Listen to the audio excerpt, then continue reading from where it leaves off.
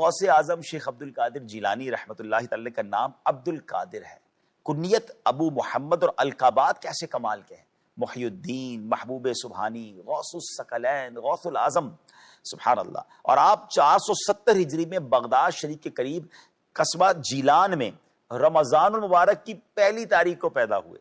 آپ ابو جان کی طرف سے نواسہ رسول امام حسن مجتبی رضی اللہ عنہ کے 11ویں پوتے ہیں، اور اپنی ابی جان کی طرف سے امام علی مقام امام حسین رضی اللہ عنہ کے 12ویں پوتے ہیں۔ آئے ہائے، یعنی سبحان اللہ، آپ حسنی حسینی سید ہیں۔ تو حسینی حسنی کیوں نہ محی الدین ہو، اے خضر مجمع بحرین ہے چشمہ تیرا۔ سبحان اللہ، محی الدین کہتے ہیں دین کو زندگی اور تجدید دینے والا، دین کو زندہ کرنے والا۔ مجمع بحرین دو سمندروں کے جمع ہونے کی جگہ۔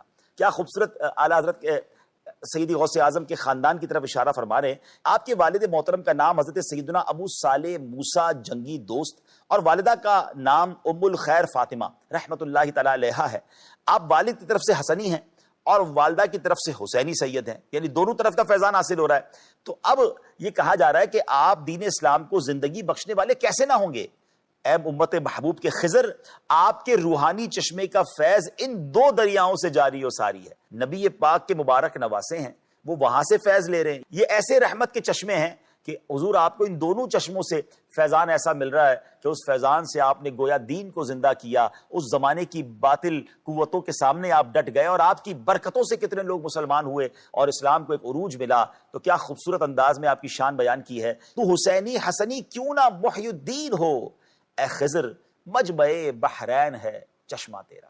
تو حسینی حسنی کیوں نہ محی الدین ہو، تو حسینی حسنی کیوں نہ محی الدین ہو،